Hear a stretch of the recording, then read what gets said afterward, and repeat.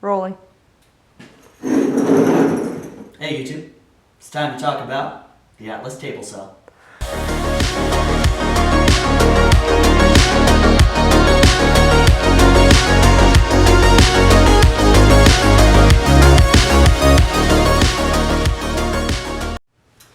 So this is my Atlas table saw with router table combination. So this is a 1938 Atlas table saw with a Delta Shopmaster router table on the side.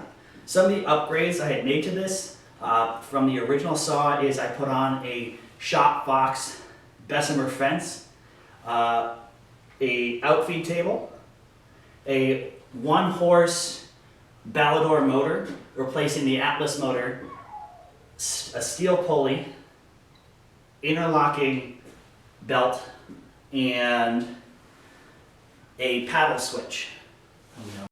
Other upgrades I had done to it is I made 2 acrylic side panels for access to machine working. I did them out of a neon because obviously it looks super cool.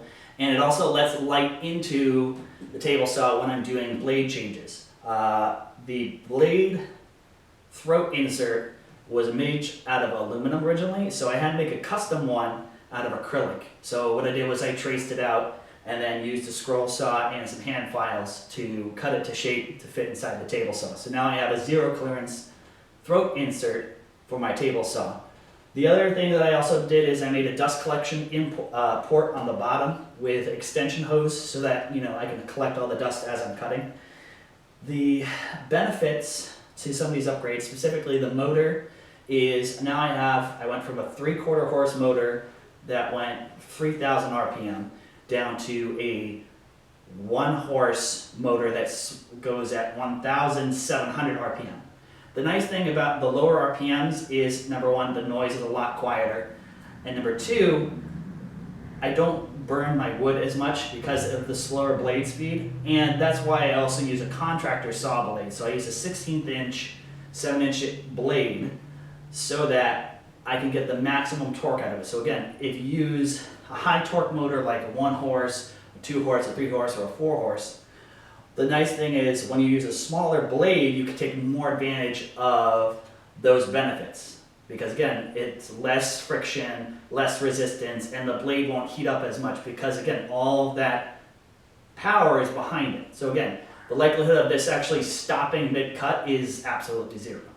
The other thing that's nice about it is since it's so old, the Atlas itself, the bearing is actually a grease bearing. So what's nice about it is the blade runout, or how much it moves during a cut, is somewhere between 5/1000ths of an inch to 3/1000ths of an inch, which is not bad for something made in 1938. The other benefit that I like to cover is that since I have my router table on the same machine on casters, is that I can move the whole Atlas setup around the shop to fit my needs or the projects I'm trying to cut. I also can use the Shopfox fence in parallel with my router table. So I can use it to cut dados and rabbets on larger pieces instead of having to put a dado stack into the Atlas table saw itself. So again, I cut most of my dados and rabbets on my router table, but sometimes I'll do it on the table saw as well. Other benefits, again, since the router table is there, I can also use it as an extension fence for my Shopfox. So I can actually cut out to the full 32 inches without having to worry about it falling off the table saw itself. Awesome. Other features are underneath are a storage container for the router table parts and table saw parts, and it allows me to store those components on the same machine. So it's not too far to go for all those components. One thing I am working towards though is actually making a better riving knife, because the Atlas did have one back in 1938, but it didn't come with the original saw itself. This whole setup, the table saw itself ran me about $50 when I bought it. With all the upgrades, I spent somewhere in the realm of $350 total for all the upgrades. But besides that, that's a lot cheaper than most of the contractor saws you'll find at Home Depot. But at the same time, the capabilities and the types of cuts I can make on this whole entire setup are far surpass anything you can buy at Home Depot or Lowe's. And now we're going to move on to tips and tricks, so I'll see you there.